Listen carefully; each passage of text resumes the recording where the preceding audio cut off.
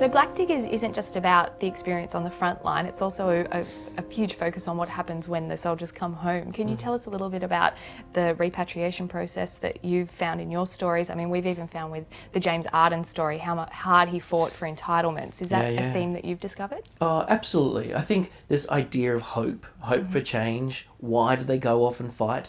To make the world a better place for everyone and come back and to see that the world hasn't changed. It's interesting that also the rise of a meritocracy, that if you were good at something, you could rise up the ranks in the AIF and you could be in charge of a group of men. It was no longer about just the aristocracy or the kind of the idea of being born to rule. It was actually, you know, if you were good, you could get somewhere. And so a lot of these Indigenous men came back good at things that were useful either on the reserves or maybe at the stations they were working on, etc. And there were demands that they could use those skills to either, you know, make their world a better place or to get some kind of payment for their work.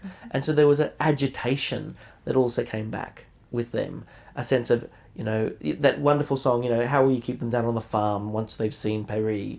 The sense also of an aspiration. How will you keep them oppressed if they've known the freedoms of travel and money and being treated as equals? And fantastic stories of how Indigenous soldiers who were being oppressed, ex-servicemen, people who've returned, and how their white counterparts then will fight for their rights, either on what would then become Anzac Day and about bringing people in into the pubs to have a drink, or suddenly changing the rules to say, no, this is my mate. He's not really Aboriginal. He served in World War I. You know, the kind of exceptionalism that kind of formed around talking about Indigenous soldiers, which was very interesting. I think that there were as many terrible stories as they were uplifting stories, and there are no I think it's incredibly difficult to say that there's a uniform approach, individual by individual. You know, some people are absolutely recognised. You know, there's stories of their names going on war memorials and all these small towns and those kind of generic war memorials that went up everywhere. You know, their names were there and they were recognised, and in other towns where that wasn't the case. So it's interesting that there is no unified narrative around Indigenous service and why it's easy to forget it. There's no way of talking about what it means.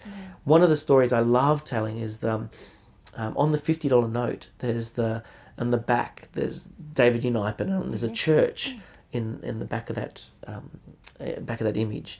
And in that church is what I say is the first memorial to Indigenous service in any war. And it's a stained glass window in that church that the local Aboriginal community and the white community put together and put it up there. And it says something like, in loving memory, who fought not, and it doesn't say king and country, but it says for freedom and justice. And that notion of Indigenous people fighting for freedom and justice, whereas a lot of times the narrative was around king and country and da-da-da-da. And I think that says something about how Aboriginal people saw that war. And when they returned, they continued to fight, continued to make a difference in some way, shape or form.